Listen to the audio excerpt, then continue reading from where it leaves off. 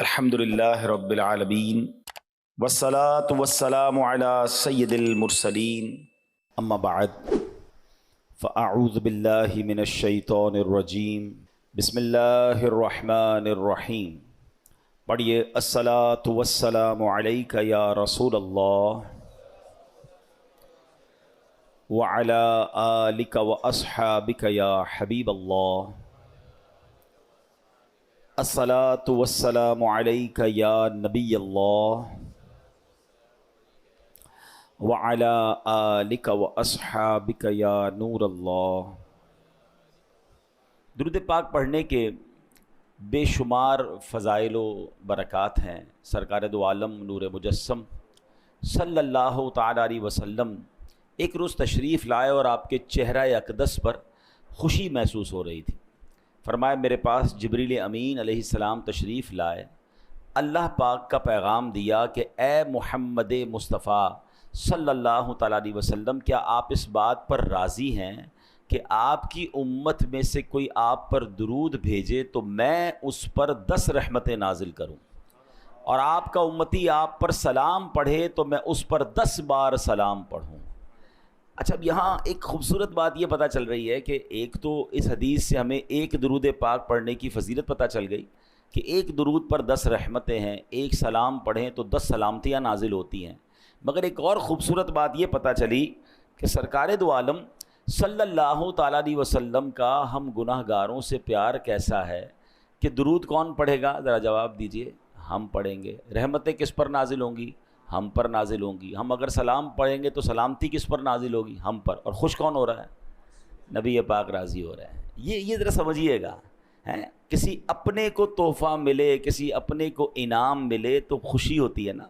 تو نبی پاک اپنی امت سے کتنا اٹیچڈ ہیں اور کتنا محبت فرماتے ہیں کہ خوشی مل رہی ہے کہ میری امت مجھ پر درود پڑے گی تو ان پر رحمتیں نازل ہو جائیں گی۔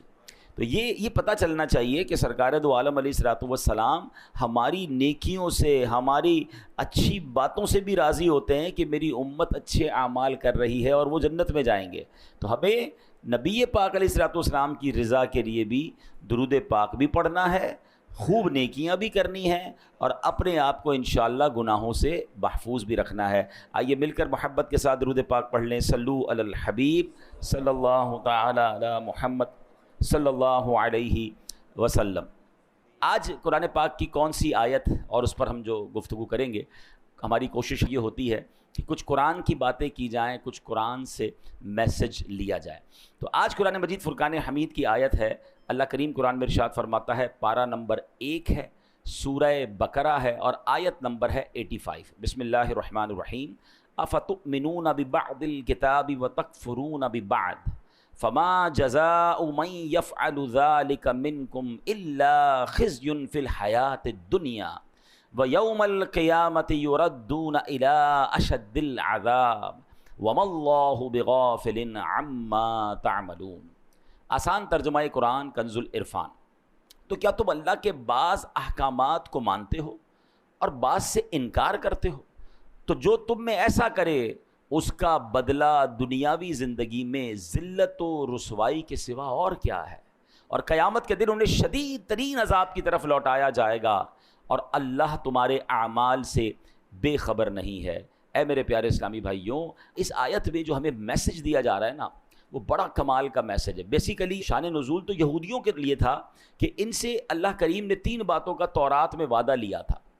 ایک دوسرے کو آپس میں قتل نہیں کرو گے، ایک دوسرے کو جلا وطن نہیں کرو گے، یعنی گھروں سے نہیں نکالو گے، تم میں سے کوئی شخص قید ہو جائے یا غلام بنا لیا جائے تو اسے خرید کر آزاد نہیں کرو گے۔ لیکن انہوں نے کیا کیا؟ 3 وعدوں میں سے 1-2 باتیں ماننا شروع کر دیں اور ایک اپنی مرضی سے قتل و غارت گری کرنے لگے۔ تو اب قرآن مجید فرقان حمید میں ان سے کیا کہا گیا؟ افتؤمنون ببعض الکتاب، تو کیا تم اللہ کے بعض احکام کو مانتے ہو؟ اور پھر کیا فرمایا؟ وَتَكْفُرُونَ بِبَعْضٍ، اور بعض سے انکار کرتے ہو، یعنی اپنی مرضی سے ایک حکم کو پک کر لیتے ہو، ایک کو چوز کر لیتے ہو، باقی چھوڑ دیتے ہو۔ اب جو یہ کرتا ہے تو پھر اس کے بارے میں اس کی سزا کیا بیان فرمائی قرآن نے؟ فَمَا جَزَاءُ مَن يَفْعَلُ ذَلِكَ مِنكُمْ، یعنی کیا جزا جو کرے یہ تم میں سے، فرمایا الا خزي فی الحیات الدنیا، مگر رسوائی دنیا کی زندگی میں، یہ دنیاوی سزا تھی۔ اب مزید فرمایا ویوم القیامت یردون الی اشد العذاب، اور قیامت کے دن انہیں شدید ترین عذاب کی طرف لوٹایا جائے گا۔ یعنی جو اپنی مرضی کا حکم مان لے، باقی کا انکار کرے، اسے دو سزائیں ملیں گی، دنیا میں بھی سزا ملے گی اور آخرت کا شدید عذاب بھی ملے گا۔ وَمَا اللَّهُ بِغَافِلٍ عَمَّا تَعْمَلُونَ، اور اللہ تمہارے اعمال سے بے خبر نہیں ہے۔ تو اے میرے پیارے اسلامی بھائیوں، یہاں ایک بڑا واضح قرآن کا میسج ہے۔ یقیناً یہ ان لوگوں سے فرمایا گیا، مگر یہ حکم ہم سب کے لیے بھی ہے کہ قرآن کے کچھ احکام، شریعت کے کچھ احکام مان لیے اور کچھ کو رد کر دیا ہے، کسی کا انکار کر دیا، فرمایا پھر اس کے لیے شدید ترین عذاب ہے، دنیا میں بھی اور آخرت میں بھی۔ اب اس واقعے میں ہمیں ایک اور بات یہ سیکھنے کو مل رہی ہے کہ ظلم بھی حرام ہے اور ظلم پر مدد کرنا بھی حرام ہے۔ یہ اوس و خزرج اور یہ اس زمانے کے جو قبیلے تھے جو آپس میں لڑتے تھے اور ظالموں کی مدد کرتے تھے، ان پر یہ آیت جو نازل ہوئی، اس سے ہمیں کیا میسج ملا کہ ہمارے یہاں بھی ہمیں ظلم کی طرفداری نہیں کرنی ہے، ظلم کرنا بھی نہیں ہے اور ظالموں کا ساتھ بھی نہیں دینا ہے۔ اب ہمارے یہاں کس انداز سے طرفداری ہو رہی ہوتی ہے، اب ذرا میں کچھ مثالوں کے ذریعے سمجھاتا ہوں کہ ہمارے یہاں کچھ لوگ جان رہے ہوتے ہیں، میرا چاچا ہے، میرا تایا ہے، چھوٹا بھائی ہے یا بڑا بھائی ہے، رشتہ دار ہے، پتہ ہے غلط کر رہا ہے، مگر چونکہ اپنا ہے اب اس کی طرفداری کر رہے ہوں گے۔ ٹھیک ہے، اگر خدا نہ خواستہ ہمارے بولنے کے سبب لڑائی جھگڑے ہو سکتے ہیں، خاندان کے حالات بگڑ سکتے ہیں، تو ہمیں خاموشی اختیار کرنی چاہیے، لیکن جھوٹ اور اس کی طرفداری نہیں کرنی چاہیے کہ یار میرا گرائی ہے تو میرے محلے کا ہے تو ہمارے قبیلے کا ہے، اگر اس کا جھگڑا ہو گیا ہے یا وہ کسی کے ساتھ زیادتی کر رہا ہے اور آپ کو بٹھا رہا ہے ساتھ کہ بھائی آپ بتاؤ میں غلط ہوں کہ صحیح ہوں، بھائی دو چیزیں ہیں، یا تو آپ کو لگتا ہے میں غلط کہوں گا تو لڑائی اور بڑھ جائے گی، یہ مجھ سے بھی لڑے گا، تو آپ خاموش ہو جائیں، مگر یہ نہ کہے کہ ہاں تم صحیح ہو، بھائی یہ میرا رشتہ دار بالکل ٹھیک کہہ رہا ہے۔ آپ کو فیصلہ انصاف کا کرنا ہے، آپ کو طرفداری ظالم کی نہیں کرنی ہے، کیونکہ یہی وہ غلطی ہے کہ کچھ قرآن کے احکام کو مان رہے ہیں اور کچھ جناب چھوڑ رہے ہیں۔ آگے سنیے، اب پارٹنر ہوتے ہیں، دو مل کر کام کر رہے ہیں، ہمیں پتہ ہے یار یہ پارٹنر ہے میرا، مگر یہ سامنے والے گاہک سے بات ٹھیک نہیں کر رہا ہے، یہ جھوٹ بول رہا ہے، یہ جھوٹ بول کے سودا بیچ رہا ہے اور اس نے ابھی سود پہ پیسے لیے ہیں یا فلاں غلط کام کیا ہے۔ ہم کہتے ہیں یار اب اس کی غلط اس کو کہیں گے تو کمپنی بیٹھ جائے گی، بیچتا تو مال بڑا اچھا ہے، جھوٹ بول کے بیچ تو آتا ہے، سودا سب سے اچھا بیچتا ہے جناب، کاروبار اس کو سمجھ بڑی ہے، کچھ بھی کر کے آئٹم بیچ کے آ جاتا ہے۔ اگر میں اس کا پارٹنر ہوں اور میں خاموش ہوں اور میں بلکہ طرفداری کر رہا ہوں، تو پھر آپ سوچیں کہ ہم کیا کر رہے ہیں۔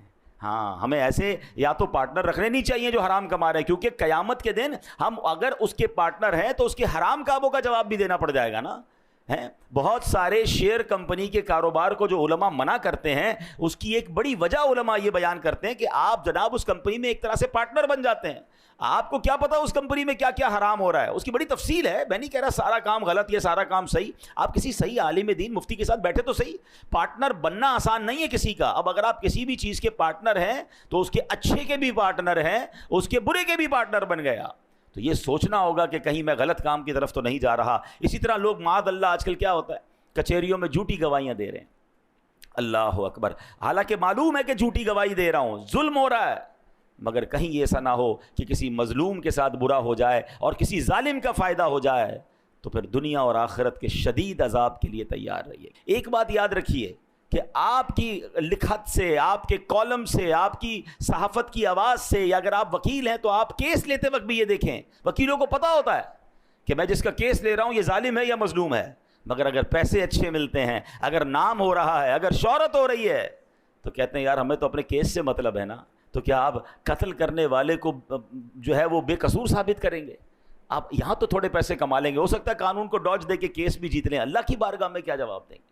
کبھی بھی ظالم کا ساتھ نہیں دینا ہے، کبھی جھوٹی گواہی نہیں دینی ہے۔ دو باتیں ہیں، شریعت کہتی ہے اگر آپ ظلم کے خلاف آواز نہیں اٹھا سکتے تو کم از کم ساتھ تو نہ دینا ہے، آپ خاموش ہو کے سائڈ پہ ہو جائیں، لیکن یہ ہونا ضروری ہے۔ اور جو ماشاءاللہ کہتے ہیں نا حسینی قافلے کے سپاہی ہوتے ہیں، وہ تو ظلم کے خلاف کھڑے ہو جاتے ہیں، اور پھر کھڑے ہوتے ہیں، نقصان ہوتا ہے تو نقصان سے ڈرتے نہیں۔ بہرحال میرے پیارے اسلامی بھائیوں، ہم نے یہ بات سمجھنی ہے۔ اب آج کل ہمارے معاشرے میں ایک اور بڑا فتنہ آیا ہے، اور وہ کیا ہے؟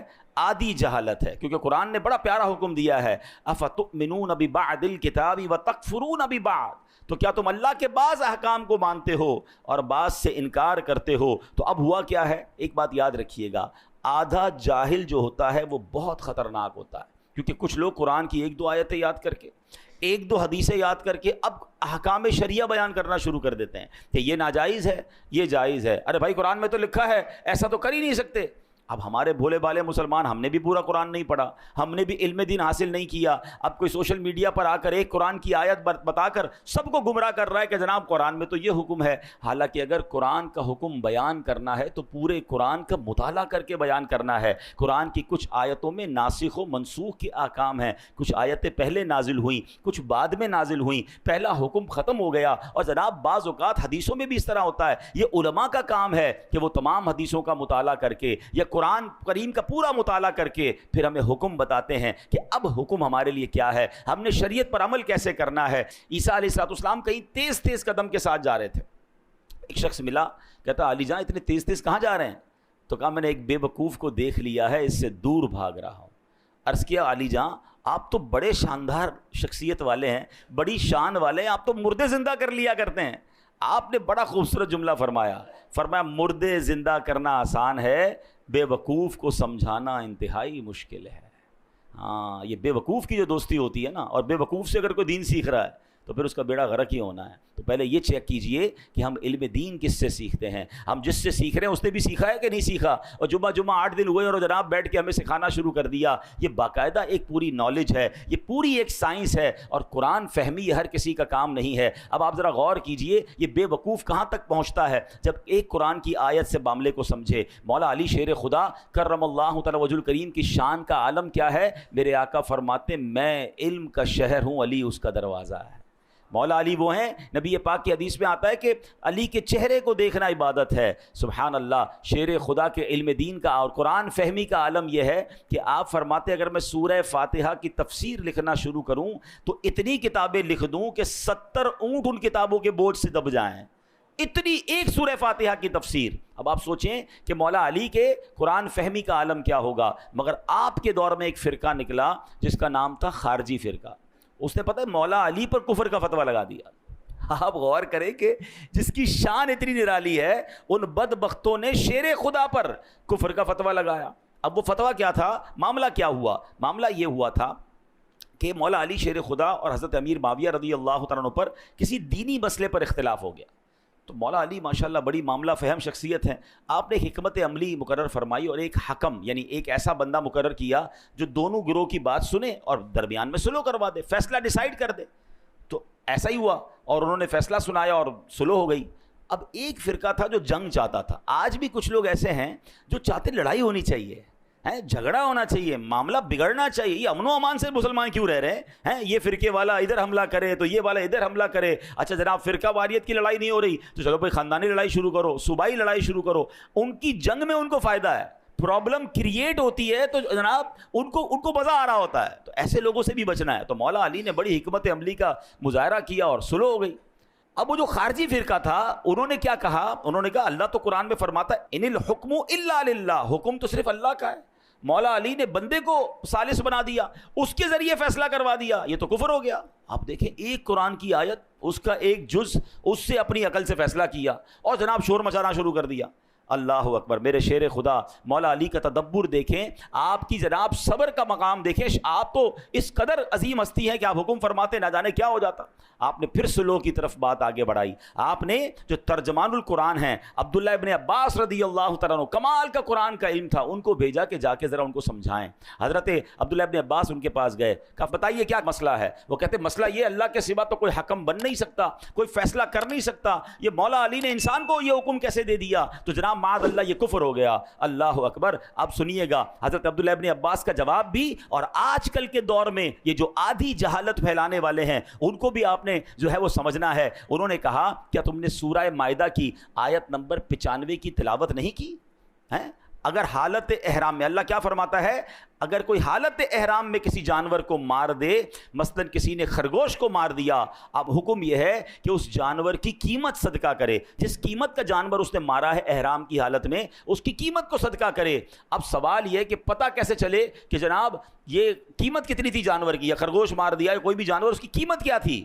اللہ قرآن میں حکم فرماتا ہے یحکم بہ ذوی عدل منکم، تم میں سے 2 معتبر آدمی اس میں فیصلہ کر لیں۔ اللہ اکبر۔ عبداللہ ابن عباس کہتے ہیں چند روپوں میں خرگوش آ جاتا ہے، اس کی قیمت ڈیسائیڈ کرنے کے لیے تاکہ آپس میں پرابلم نہ ہو 2 بندے بیٹھ کے فیصلہ کر لیں۔ اللہ اکبر۔ فرمایا بتاؤ جانور کی قیمت زیادہ یا انسانوں کی قیمت زیادہ؟ شیر خدا نے صحابہ کرام کے درمیان کوئی ڈسٹربنس نہ ہو جائے، کوئی لڑائی نہ ہو جائے، انسانی جان ضائع نہ ہو جائے، اس کے لیے کسی کو حکم بنایا کہ جناب فیصلہ کرا دیا جائے، تو اس میں کیا حرج ہے جب خرگوش کی قیمت معلوم کرنے کے لیے قرآن کہہ رہا ہے کہ جناب 2 بندے بیٹھ کر فیصلہ کر لیں کہ قیمت کیا ہے؟ تو پتہ یہ چلا ایک آیت تو پڑھی تھی، پورا قرآن نہیں پڑھا تھا، حالانکہ آگے قرآن میں اس کی ڈیفینیشن موجود ہے۔ اور یہی آج کے دور کا پرابلم ہے، اور یہاں ہماری بھی ایک کمزوری ہے کہ ہم جناب ہر کسی کی بات سننے کے عادی بن گئے، اور جب سنتے ہیں تو کنفیوز ہو جاتے ہیں۔ معاذ اللہ، اب تو لوگ غیر مسلموں کو سننے لگ گئے، جب سنتے ہیں تو کہتے ہیں یار یہ اسلام کی جو حقانیت ہے اس میں کچھ کنفیوژن ہے۔ ہمیں آ کے لوگ سوال کر رہے ہوتے ہیں اللہ تبارک و تعالیٰ ایک ہے، اس کی دلیل کیا ہے؟ اچھا اللہ ہے، اس کی دلائل بتائیے۔ اللہ اکبر۔ کیا آج ہمارے دین اور ایمان میں اتنی کمزوری آ گئی کہ جب جس کی جو مرضی ہو کوئی ایک بات کر دے اور ہم کنفیوز ہو جائیں؟ پھر اپنے عقائد پر، اپنے معمولات اہل سنت پر ہم کنفیوز کیوں ہوتے ہیں؟ کیونکہ ہمارے پاس بھی علم نہیں ہے، شیطان کو موقع ملتا ہے وہ ہمیں ڈسٹرب کرتا ہے۔ تو خدا را سب سے پہلے یہ ذہن بنا لیجئے کہ ہم نے دین کس سے سننا ہے، دین کس سے سیکھنا ہے۔ بڑے سمجھدار لوگ بیٹھے ہیں، میں اگر آپ سے سوال کروں کہ جناب آپ نے اپنا گھر بنانا ہے تو گھر کس سے بنائیں گے؟ تو آپ کہیں گے بلڈر سے بنائیں گے۔ تو میں کہوں یار آپ نے کپڑے بڑے اچھے پہنے، لگتا ہے درزی بھی بڑا اچھا ہے، اسی سے گھر بھی بنا لیجئے، کپڑے بڑے اچھے سیتا ہے، آپ کا گھر بھی اچھا بنا دے گا۔ آپ کہیں گے جناب درزی کا کام تو کپڑے سینا ہے۔ مولانا صاحب آپ کی لگتا ہے طبیعت ٹھیک نہیں ہے، درزی کپڑے سیتا ہے، بلڈر جو ہے وہ گھر بناتا ہے۔ اچھا جناب، پھر اس کے بعد آپ کو جناب ڈاکٹر کی ضرورت پڑی، طبیعت خراب ہوئی، تو اب میں آپ کو کہوں کہ آپ ایسا کیجئے کہ آپ چپل بڑے اچھے سلوا کے لائے تھے، اسی بندے سے آپ اپنی دوائی بھی لے لیجئے۔ آپ کہیں گے لگتا ہے آج آپ نے دوائی نہیں پی ہے کہ جناب چپل سینے والا جو ہے وہ ہمیں دوائی کیسے دے گا؟ تو کمال ہے کہ دنیا کی ہر فیلڈ میں آپ اپنے لیے اس فیلڈ کا ایکسپرٹ تلاش کرتے ہیں۔ موچی سے جوتے سلواتے ہیں، درزی سے کپڑے سلواتے ہیں، ڈاکٹر سے دوائی لیتے ہیں، بلڈر سے گھر بناتے ہیں، ان کو آپس میں مکس اینڈ میچ نہیں کرتے۔ تو اب بتائیے نا دین کس سے سیکھنا چاہیے، شریعت کس سے معلوم کرنی چاہیے؟ کیا ہر اس شخص کو یہ حق حاصل ہے؟ میرا دین اتنا مظلوم ہے۔ اچھا اب ایک اور فینومینا لوگ لے کر آئے کہ جناب انٹرنیٹ پر تو ساری چیزیں موجود ہیں، اب تو اے آئی کا زمانہ ہے، سوال کیجئے جواب مل جاتا ہے۔ قرآن پاک پڑھنے کی اور جناب اس کی اتنی بڑی بڑی تفسیریں پڑھنے کی ضرورت کیا ہے؟ اور جناب پڑھنا بھی ہے تو کسی عالم کی ضرورت کیا ہے، کسی مفتی کی ضرورت کیا ہے، کسی ایکسپرٹ کی ضرورت کیا ہے؟ قرآن موجود ہے، تفسیریں موجود ہیں، ہم خود ہی مسئلہ نکال لیں گے، ہمیں علماء کی حاجت نہیں ہے۔ چلے تھوڑی دیر کے لیے آپ کی بات مان لیتے ہیں کہ جناب کتاب سے پراپر علم مل جاتا ہے، ٹھیک ہے، کتاب میں سب چیزیں موجود ہیں۔ چلے اب میں آپ ہی کی بات آپ کی طرف دوبارہ بڑھاتا ہوں، اللہ نہ کرے آپ میں سے کسی کو کوئی پرابلم ہو جائے یا آپ کے گھر میں کسی کا آپریشن ریکوائرڈ ہو، تو جناب آپ بھی کتاب اٹھائیے کہ ٹانگ کا آپریشن کیسے ہوگا۔ بلکہ اب صرف کتاب نہیں ہے، یوٹیوب پر تو ٹیوٹوریل موجود ہے نا، ویڈیو بھی موجود ہے کہ یہ والا آپریشن کیسے ہوگا۔ تھوڑا مزید سوال اے آئی سے کر لیجئے کہ کون سا چاقو استعمال کروں، کون سی چھری استعمال کروں، پہلا کٹ کدھر لگاؤں، 2-4 دوست جمع ہو جائیں اور ٹانگ کا آپریشن گھر میں کر لیجئے، 2-4 لاکھ روپے بھی بچ جائیں گے۔ آپ کہیں گے یار کیا ہو گیا آپ کو؟ بھائی جان کا معاملہ ہے، کسی ایکسپرٹ سے کروانا پڑے گا، کتابوں میں ضرور لکھا ہے لیکن ٹانگ ضائع ہو جائے گی، دل کا آپریشن ہم نہیں کر سکتے، حالانکہ اس کا پورا طریقہ انٹرنیٹ پر موجود ہے۔ آپ کہیں نہیں، اس کے لیے برسوں کا ایکسپرٹ چاہیے، بلکہ آپریشن تو اس سے کروائیں گے جس کا آپریشن کرنے کا تجربہ بھی ہو اور اس کا آپریشن کامیاب بھی ہوتا ہو۔ 4 دوستوں سے بھی پوچھیں گے، 3 رائے لیں گے، ایک رائے پر بھی لوگ آپریشن نہیں کراتے۔ کرنا بھی یہ چاہیے کہ 3 طرف سے رائے لے کر پھر آپریشن کی طرف جانا چاہیے۔ آپ کہیں گے جان کا معاملہ ہے، جسم کا معاملہ ہے، باڈی خراب ہو سکتی ہے۔ سبحان اللہ، آپ نے میرا ہی جواب دے دیا حضرت۔ اب میرا ثواب سن لیجئے، مجھے ایک بات بتا دیجئے، کسی کی ٹانگ زیادہ قیمتی ہے یا اس کا ایمان زیادہ قیمتی ہے؟ میرے ایمان پر جس کی جو مرضی آئے چھری کانٹے لے کر آ جائے کہ میں تمہارا ایمان کا معاملہ ٹھیک کرتا ہوں، تمہارا دین میں تمہیں سمجھاتا ہوں، آپ پڑھ لینا، آپ ہی خود ہی قرآن سے اور تفسیر سے پڑھ لیں۔ آپ کہیں گے نہیں جناب، باقی دنیا کے معاملات میں جب ایکسپرٹ ریکوائرڈ ہے تو مجھے قرآن کے علم کے لیے بھی فہم القرآن والا مفتی اور عالم ریکوائرڈ ہے، برسوں جس نے پڑھا ہو، جس کی جناب تفسیر پر نظر ہو، جس کی عقائد مضبوط ہوں۔ ارے وہ خود اگر سچا نہیں ہے تو مجھے کیا دین سکھائے گا؟ تو اے میرے پیارے اسلامی بھائیوں، اے بھولے بھالے مسلمانوں، خدا را اپنی زندگی کا یہ آپ ذہن بنائیے کہ سب سے قیمتی سرمایہ تو ایمان ہے، اور ایمان کے معاملات میں، دین کے معاملات میں میں نے کسی ایکسپرٹ سے، کسی صحیح العقیدہ مفتی سے اور عالم دین سے انشاءاللہ دین پڑھنا بھی ہے، سیکھنا بھی ہے، اور آدھی جہالت سے بچنا ہے۔ جب آپ قرآن پورا پڑھتے ہیں، کبھی بھی کوئی ایک آیت سن کر، ایک حدیث سن کر کنفیوز نہ ہو جایا کریں، کسی عالم دین سے رابطہ کریں، وہ آپ کو بتائے گا کہ یہ آیت کے بعد یہ بھی تو آیت موجود ہے، یہ حدیث کے بعد یہ بھی تو حدیث موجود ہے، اور وہ ان دونوں کو سامنے رکھ کے جب آپ کو جواب دیں گے تو آپ کا ایمان تازہ ہو جائے گا۔ اللہ کریم ہمیں شریعت کے احکام کو صحیح طریقے سے عمل کرنے کی توفیق عطا فرمائے۔ اب یہاں پر میں چلیں ایک آیت اس لیے بتا دیتا ہوں کہ اس میں ہمارا انشاءاللہ آج کا ایک موضوع بھی ہے، وہ بھی کور ہو جائے گا، کہ اب جناب قرآن کی ایک آیت بیان کرنے والے کرتے بھی ہیں، ترجمہ کیا ہے؟ تم فرماؤ میں ظاہراً تمہاری طرح ایک بشر ہوں۔ اللہ نے اپنے حبیب کو کیا فرمایا کہ لوگوں سے کہہ دو میں تو تمہاری طرح کا ایک بندہ ہوں۔ اب کچھ جاہلوں نے، وہ آدھے جاہل ہے نا، کہ دیکھو نبی پاک خود کہہ رہے ہیں وہ ہماری طرح کے آدمی ہیں، اور تم کہتے ہو جناب وہ نور ہیں اور وہ جناب بہت عظیم ہستی ہیں، خود فرما رہے میں تمہاری طرح کا ہوں۔ تو قرآن ادھورا پڑھا، ایک آیت پڑھی، اب اگلی آیت سن لو۔ اللہ قرآن میں فرماتا ہے قد جاءکم من اللہ نور، بے شک تمہارے پاس اللہ کی طرف سے ایک نور آ گیا ہے۔ سبحان، پتہ کیا چلا؟